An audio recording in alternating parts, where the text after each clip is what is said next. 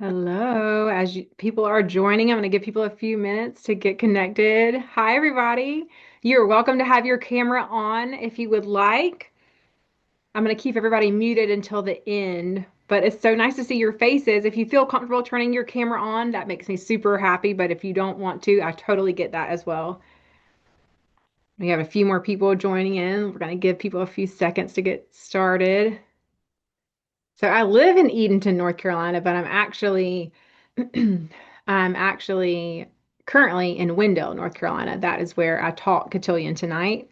So cotillion is a manners, etiquette, social dance program for mostly middle school kids. And we had our December class tonight here in Wendell. So I scooted over to my grandparents' house for a quick holiday etiquette refresher. So I'm excited to talk with you guys tonight. All right. So I am the whole purpose for tonight is I want you to think about this. Think about you going into a holiday gathering, which I bet you probably have some holiday gatherings coming up in the next little bit. And I want you to think about you walk into this place and you maybe know 5% of the people. And the first thing somebody tells you is, "Oh, how much you've grown. You've grown so much." And then they pause and look at you, meaning like you've got to finish the conversation now. And all they've given you to go off of is, "You're so grown. You've grown so much." Okay. And then later on in the night, you're given a gift by somebody, which is awesome, but you can't remember their name. And it's also that type of gift exchange where one person opens at a time, so everybody's watching you while you open this gift.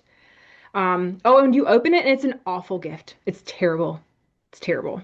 Okay, but everybody's watching you, so you've got to think about that. And then before you leave, somebody else comes up to you and says, "Oh, so do you have a boyfriend or girlfriend yet?" So this is what you're thinking of, okay? And if you are a social butterfly and this type of scenario, you're like, "Yes, this is my time to shine. This is my jam. I am sign me up for this." If this is how you feel about that scenario, good for you. I bet you are a fun person to be around. I bet you are a great person at parties. I would like to be your friend. Um, but if this makes you feel, and honestly, if that's how you feel, there might not be much I can teach you tonight. But if any of that, what I just said, made you feel the slight bit cringy or like this is slightly uncomfortable or maybe very uncomfortable, very, very awkward, then I'm you were in the right spot.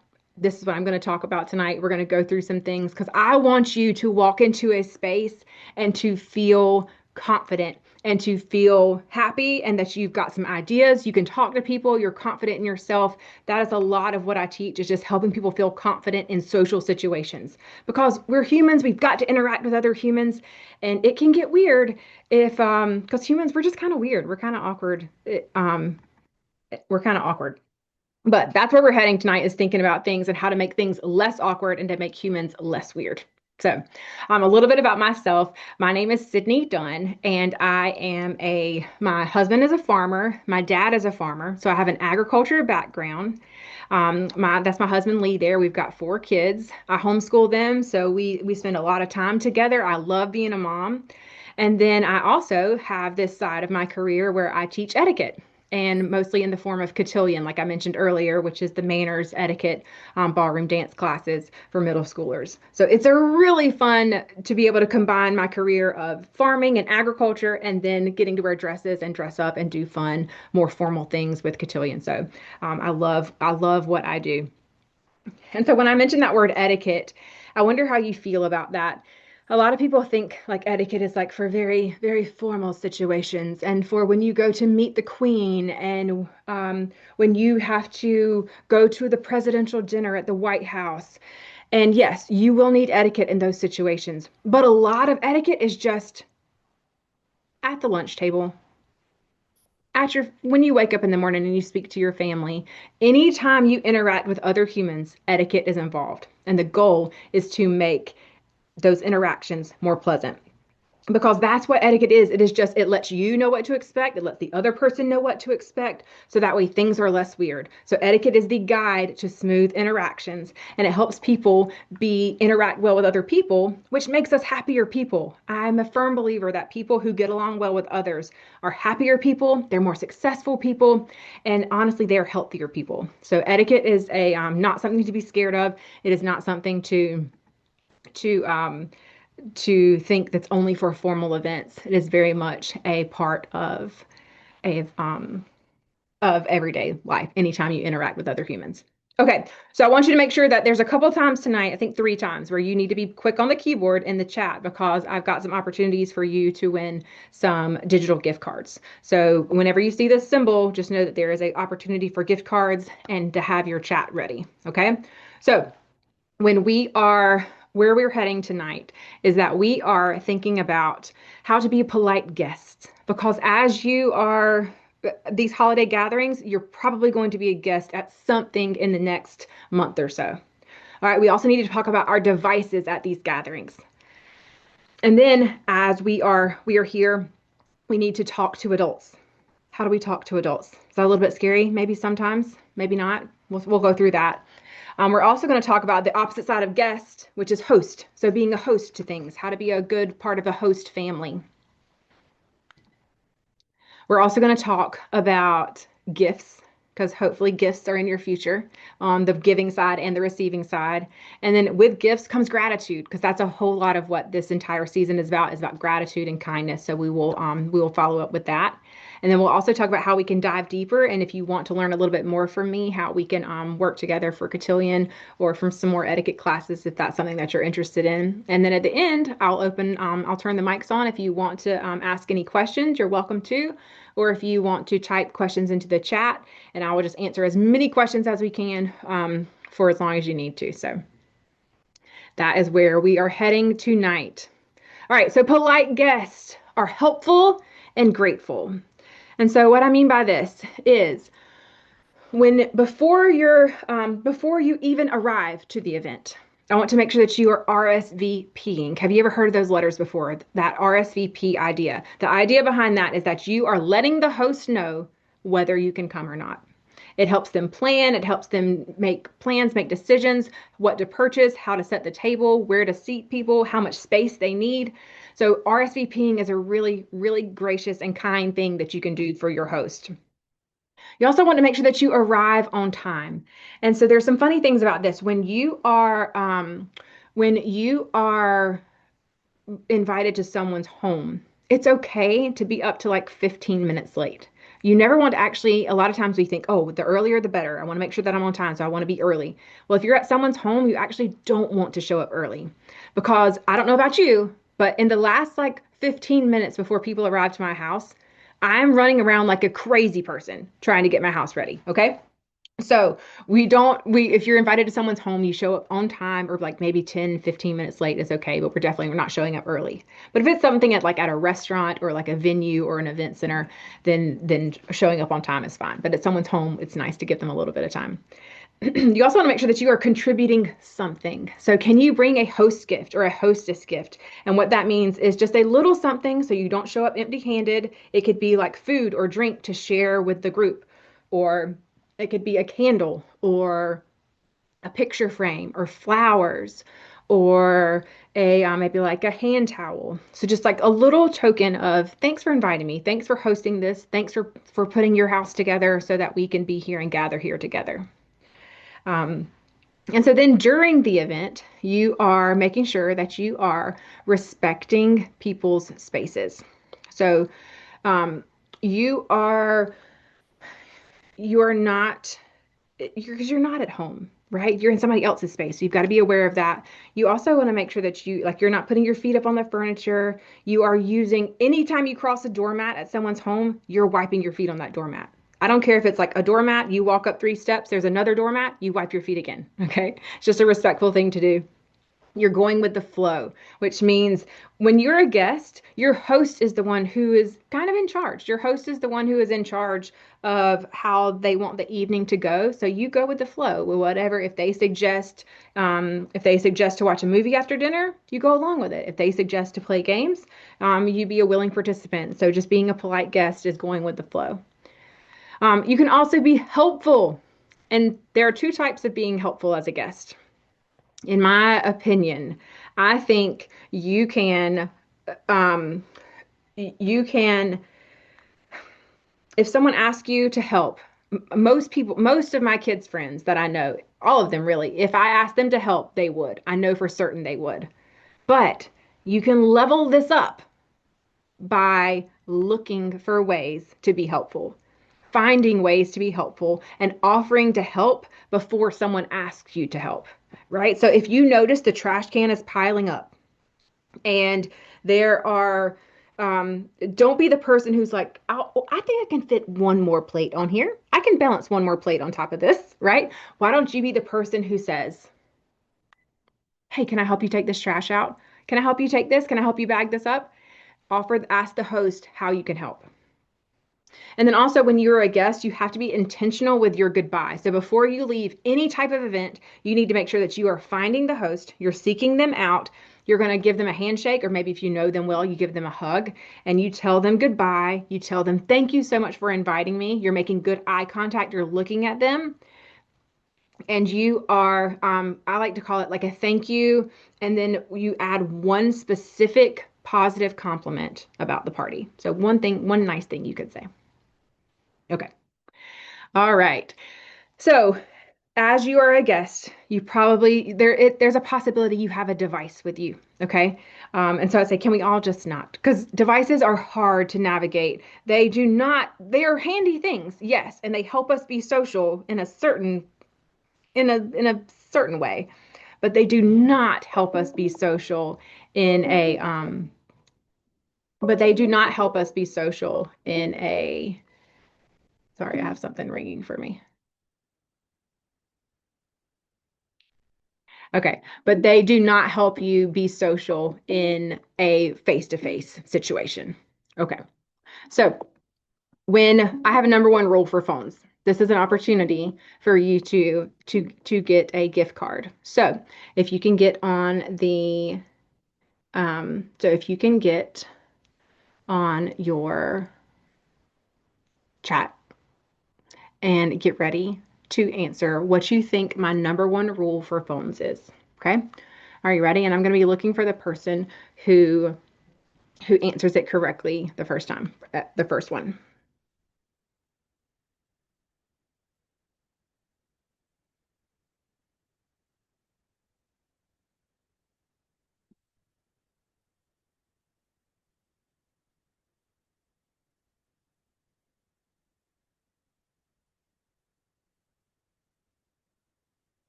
Do you know what it is yet?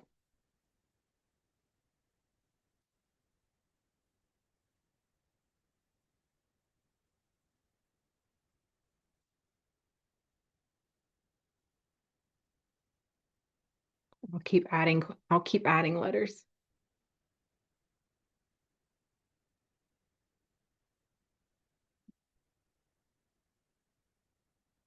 Nice. Kayla has it. People in your presence take priority. Nice job, Kayla. Make sure you email me at the end. I'll have my email posted and I'll get you a gift card for you. Yes, Christy got it too. Christy and Felix. People in your presence take priority. So yes, make sure so when you get this, what I mean by this is that you are fully present with the people who are in your space, who are present with you and that are in the room with you. So, hard no for devices are at the table and in a conversation because there is the purpose of being gathered around a table is to be able to interact with those people who are at the table with you. So your devices are definitely not at the table. And also during a conversation, there is nothing that derails a conversation. Like if we're making good eye contact, we're having a good conversation, and then I notice you glance down at your phone, or worse, you like start scrolling through your phone, or you open it, unlock it, and start looking at things instantly. I feel like what I have to say doesn't matter. And we never want people that we're in a conversation with to feel like that. So hard no at the table or in a conversation. Okay. So other things. But what about a situation like if you want to take a photo? Okay, that's fine. I think your phones are not forbidden unless your parents' rules are this, you know. So these are my suggestions, but you're always going to go with what your parents' rules are. So if you need to take a photo, you pull your phone out and take a photo, and then you put it back, right? If you want to share a photo, if you want, like if you're in the middle of a conversation and you think like this photo that you took the other day would help add to the conversation, show the people the photo. But just make sure that you show it to them and then you put it back in your pocket. Okay. I don't know at a holiday gathering that going through a whole lot of memes or a bunch of reels that you've saved is the right situation. Okay. Um, I think it is more of a, I'll show you one, two, maybe three, but then we're going to put it away. Okay. All right. What about if you're bored? What if you're bored? What do you do?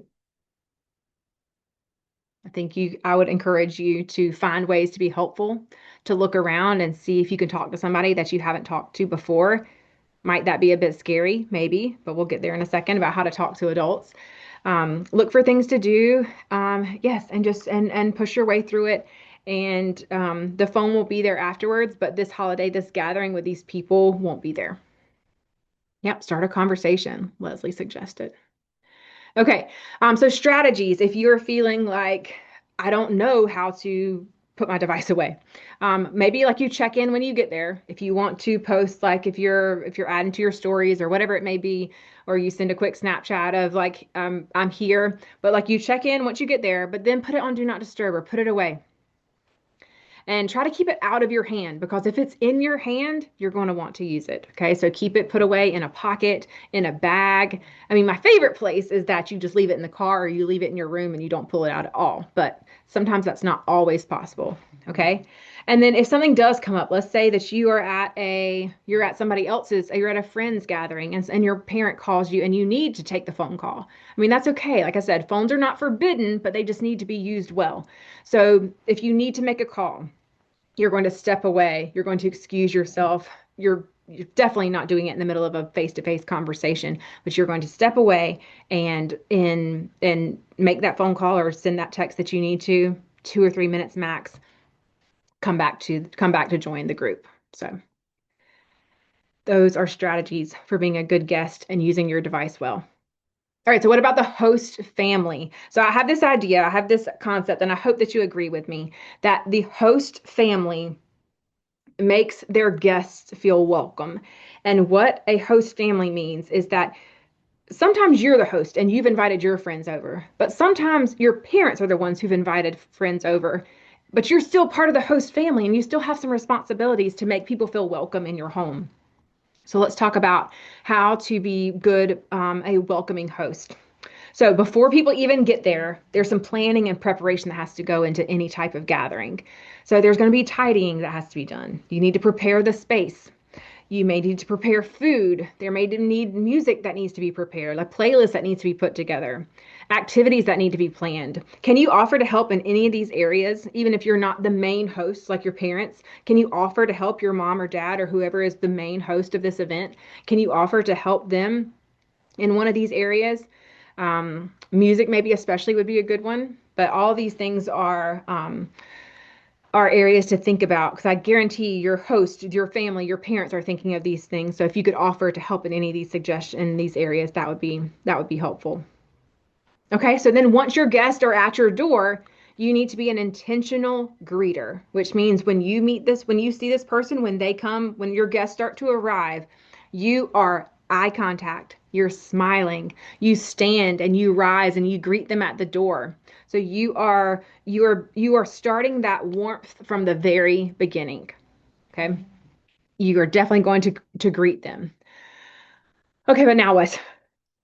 Because I don't know about you, but whenever I'm a guest in someone's home, and when people come in, when I go into someone's home, I kind of want to be told what to do. Do you know what I mean? Like, I want some direction. I want some guidance from the host. So you can take that burden off your guest by leading the way, giving them that guidance. Somebody in the comments said, mention, like, warn them about any pets. That's a great idea. You can also, like, show them where the bathroom is. Ask them, give them, tell them where to put their coat, or you can take their coat for them. If they're bringing stuff in their hands, you can help them bring stuff in. If they're staying the night, you could show them to what room they're going to be in. You could offer them to show them where the snacks and the drinks are, offer to get them a drink or a snack.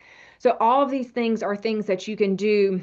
Just don't be afraid to give instruction, to give guidance, because when guests come into your home, they want you to tell them what to do, like in a kind way, of course, but like they want to know. At least I do. Like, I want to be told where to go next because I want to do what the host, that's kind of what you do as the host, is lead the way.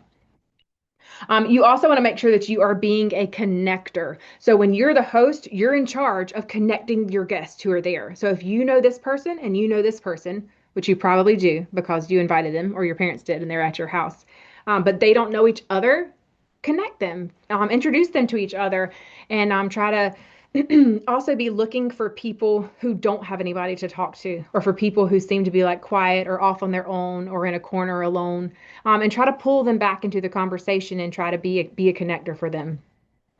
And again, look for ways to be helpful. How can you help your guests throughout the evening, throughout the event? How can you help them find things, do things? Because this isn't their house. They're probably they may even be a little anxious or a little nervous about being in someone else's home. So whatever you can do to help them find things, help them do things, that's always nice things to do. And you can also set the example of having your devices away, because it is a very awkward thing. It is a very awkward thing to, excuse me, it is a very awkward thing to be a guest in someone's home. And again, like I said, I'm already a little bit nervous about being in this new space.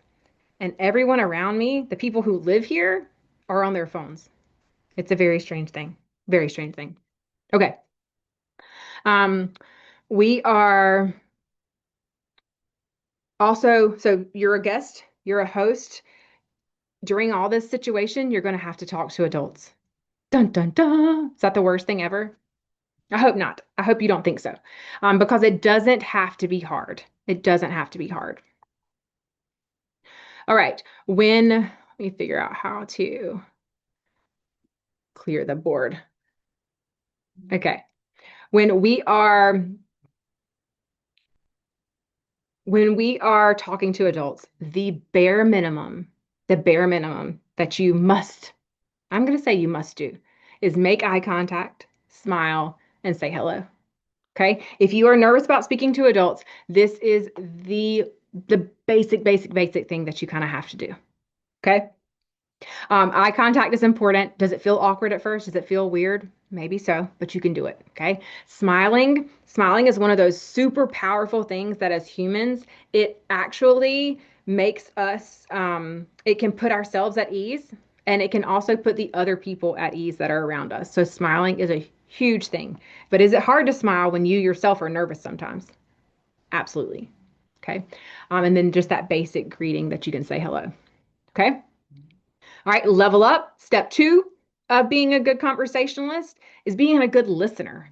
Okay, and we can show people that I call this active listening, because we can show people that we are listening. Number one, by making eye contact, not looking at our phones. Okay, we cannot be looking down or being distracted. When we are listening to people, we need to be watching them. Okay, we also need to be smiling and nodding. Like, that lets people know, like, I'm listening to what you have to say. Like, even on Zoom, when I see some of you on your cameras, when I see some of you nodding, that's letting me know that you're hearing me and you're listening to me. And that's a good feeling when you're in a conversation with somebody. Also, leaning in is a really good one. When you lean in towards people, it shows them, like, yes, you truly want to hear what I have to say because you want to physically be closer to me. Like, you are leaning in enough to want to hear me. Okay. So that is what I call active listening. And then level three, you're able to join the conversation. And the secret weapon to conversations starts with a Q: questions. Okay. don't forget this. When you are when you are in a conversation, listening is great, but if you can start bouncing questions back to people, it's that's how conversations work. I ask you a question, you answer it, we try to find something that we can talk about, we bounce things back, you send a question back to me. Okay? So that is how the questions work, back and forth. That's how conversations work. Okay, but there are some tricky conversations. And this is a screen that I think if you want to screenshot, I would screenshot this because there are some handy things here. So tricky conversations. If you so if you accidentally interrupt somebody, that feels weird and you feel bad about it. But don't shut down, just acknowledge it. Say, "Oh, I'm sorry. Go ahead. I didn't mean to interrupt you." And move on, okay? And then pause and wait for them to finish. Okay? If you're in a conversation with someone and they forget your name, they forget what school you go to, if it seems appropriate, you can correct them in a kind way, of course. Like oh, I was like, actually, my name's pronounced Sydney, but and if you can correct them kindly, maybe once. Don't correct multiple times. But there are some people who, like, there's some elderly people that you may interact with who they're going to continually get your name wrong because they have memory issues or whatever it may be. And so we don't continue to correct those people. And they might ask you the same thing multiple times in a conversation. And if that happens, you just repeat yourself. You answer again and you roll with it. And that's a perfectly it feels weird for us, but it's a great way to handle a conversation and to be respectful for to elderly people. Okay, what about if you're in a conversation and you're completely clueless? Like you have no idea what these adults are talking about, like it's taxes or interest rates or something like that. Just you can show interest and like by that active listening, right? The nodding, the leaning in, the smiling, the maybe asking some follow-up questions, but you're just don't pretend like you know what you're talking about, right? Like there's no need to pretend, but just show interest and maybe try to learn something. Okay, what if you're stuck in a conversation? Like this person has been talking to you forever and ever and ever, and you kind of need an exit. You can shift your body, which means like physically start moving away. So, physically, maybe you stand up or you take a few steps back. So, like, shift your body and then just kind of in a nice way, like, hey, it's been nice speaking with you. I'm going to go check on my cousin, see if they need help with the ice or whatever it may be. Just kind of a good way to wrap up the conversation instead of just like, turning and walking away. Okay. Um, and then also, if you were asked a question that you don't want to answer, like the question about, oh, so do you have a boyfriend or girlfriend yet? Just kind of redirect, move it to something else. Just say, oh, I'm still figuring all that out. But what about you? Any fun plans coming up? So just a simple, quick answer, no details, move on, that type thing. If anything that you don't want to answer. And with all of these tricky conversations, your tone matters a lot, a lot. So if you say um, like if you say like that, oh, I'm still figuring it all out, but what about you? Like if you say it in a lighthearted way, like, whatever, like it's just kind of roll with it type thing, versus like, no, I'm still figuring that out. What about you? Right? Just your tone of voice, like trying to keep things light is a powerful tool that you can use when you're in conversations like this, awkward and tricky conversations. All right, gifts. We've made it to a fun part of the holiday etiquette class. So gifts are fun to give and they're also fun to receive. So this is an opportunity for this is the easiest opportunity tonight for the gift cards. I just want you to comment in the chat, and I'm just gonna randomly look at it in a few seconds, and just scroll and pick a random person. I just want to know: do you exchange gifts with your friends? So yes or no, and then what grade you're in. I'm just curious. I like to see, does it correlate to like younger students or older students? Is this something that you regularly do? You exchange gifts with your friends. So not your family, but just like your friend group, whether it be at school or um, in your soccer or sports or gymnastics or whatever it may be. So I'm going to let people answer, and then I'm going to scroll through and pick a random name. All right, I'm going with Kristen. That was the first one I saw. So Kristen, who said sixth grade, um, make sure you email me. at the end. Kristen said they're in sixth grade.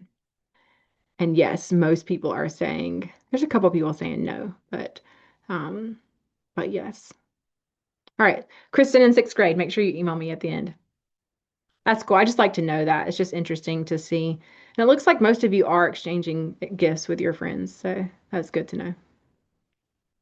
A lot of Secret Santas, they're fun. Okay, we will move on. When we are thinking about giving gifts, I want to make sure that you are giving freely. We are never giving gifts because we are hoping to get something back. Like if I give you a gift, maybe they'll give me one back.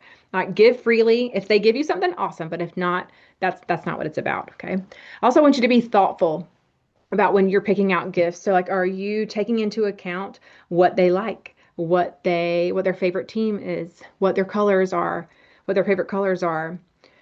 Present it neatly. So take the tags off it, take the price tags off, wrap it in some type of, not perfect, but just wrap it in some type of neat package, maybe add a note to it.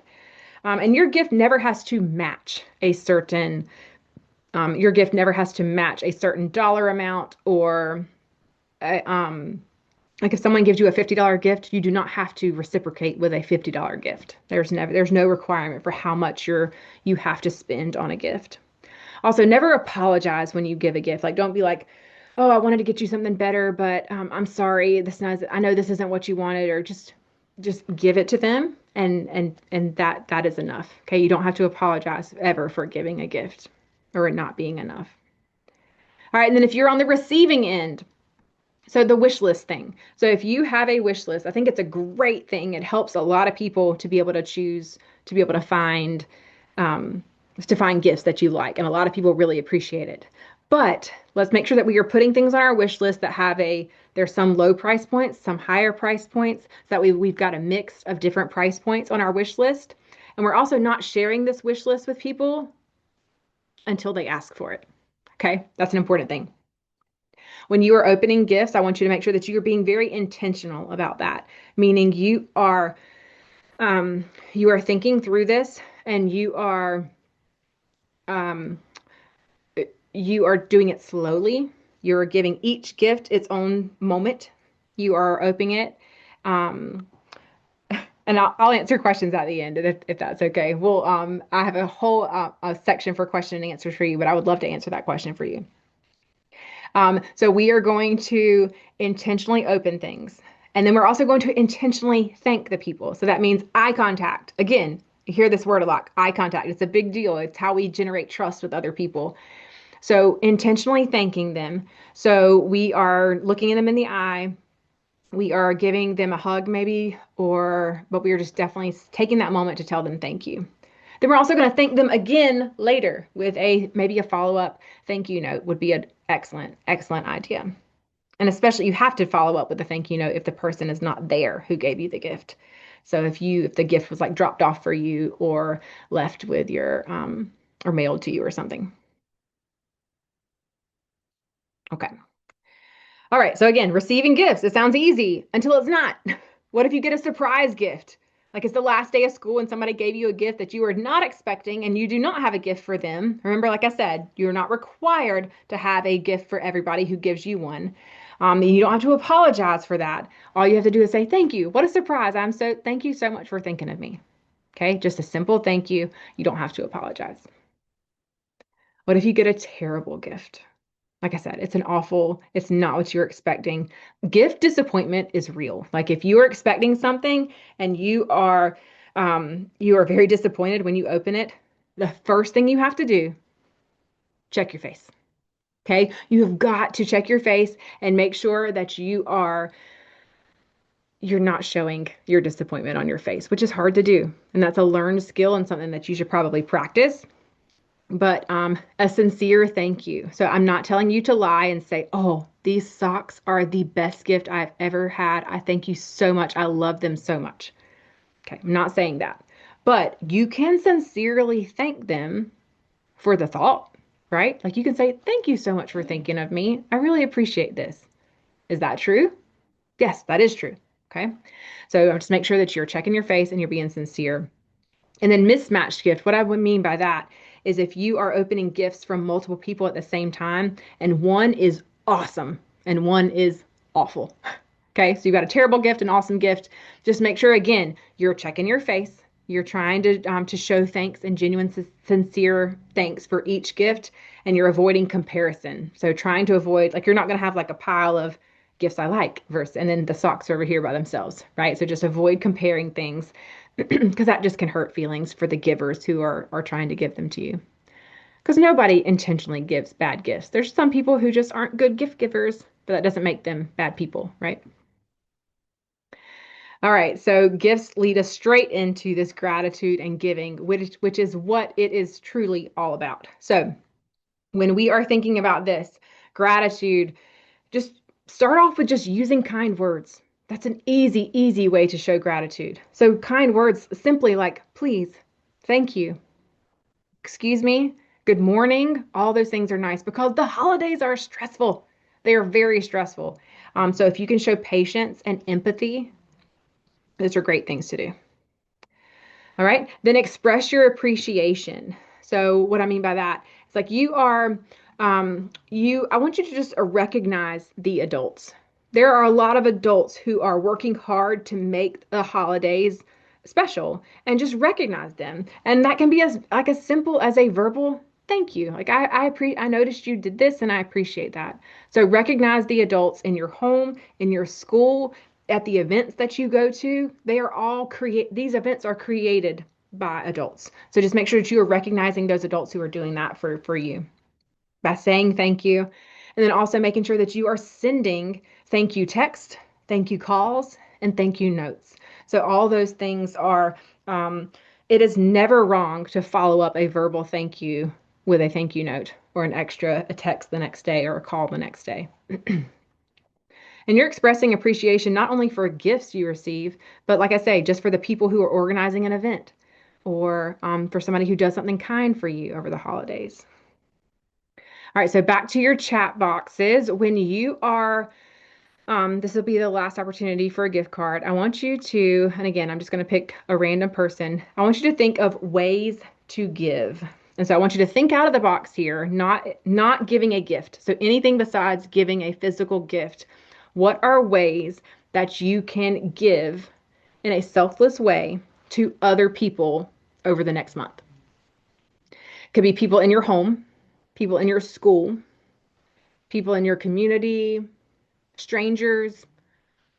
So give of your time, of your intellect, your brain, your finances. What is something you could do to give? Think outside the box besides a gift and tell me something you're thinking of. And I will pick a random one. Oh, you'll have such a these are great ideas. I'm going to give you a whole list in just a minute for you to screenshot, but um,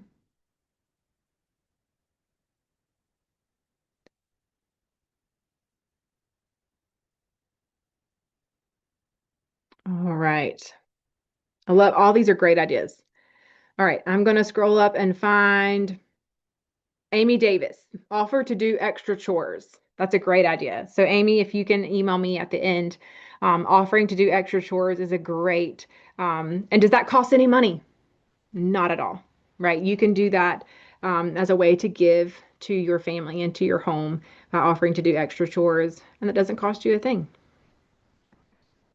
Here's some other ideas. These are just 30 random things. If you want to screenshot this, maybe it can give you some ideas for things you can do. But I love there was one I really liked. What was it? Oh, helping grandparents with tech.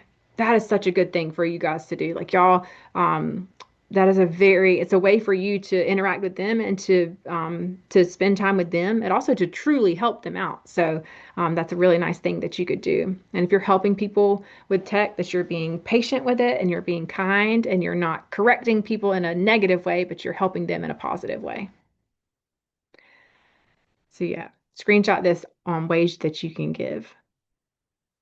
So that is the gist of what I wanted to share with you about holiday etiquette. And again, like I said earlier, what I teach is etiquette is in most forms is cotillion, which is manners, etiquette, partner dance, social dance, and just general social skills. So these are a few snapshots from over the years of what this looks like for us. And it's just a fun way to socialize and to meet new friends and to network and to interact in a different way, in a different situation, puts us in a different situation to where we learn how to interact in all different types of places. I like to say we need to know how to dine at the fish house and at the White House. So all that's always my goal for etiquette and for social skills. And so if you are local to the North Carolina, Virginia area, we have local cotillions where we meet in person. They're like we meet for 6 or 7 months over, like once a month for 6 or 7 events, normally over the school year. So we have locations in these areas of North Carolina and Virginia. And if you're not local, or if you've already out of the age range, or if it's just not in the budget, or if it's if there's not one local to you, or your schedule doesn't work out, I also have a virtual cotillion, which is I literally recorded everything that I teach in my in-person classes. I recorded it on video to make it easy for you to jump around um, and it's kind of a cool because you can jump around and you can watch the topics and the videos that are most relevant to you. And so this kind of shows what's included for that. You get access to these video classes and a dining etiquette class. I will mail you a student booklet, which is it's like a textbook version and follows along with the videos. And there's a facilitator guide. So if you have a parent or a community leader who can lead you through that virtual cotillion. And you can add on dance if you want. There's dance videos as well, but that's kind of an optional thing. And if you are doing this in preparation for the holidays, I would suggest starting with that dining etiquette class right off the bat, like kind of pick things out of order and pick things that are going to be most helpful for you in the next month. So do the dining etiquette class so you have all those table manners because that is another huge part of holiday etiquette. That's why that dining etiquette class has its own dedicated module. But I would watch that first, and then maybe start the other classes in January to start throughout the 2026. But you can learn more about that at sdetiquette.com/VC for virtual cotillion. And I have a code for you guys. Holiday is 20% off, and that'll be through the end of the year if that is something you are interested in. But um, that is what I wanted to share with you guys for tonight. And I will Thank follow you. up. You're welcome. And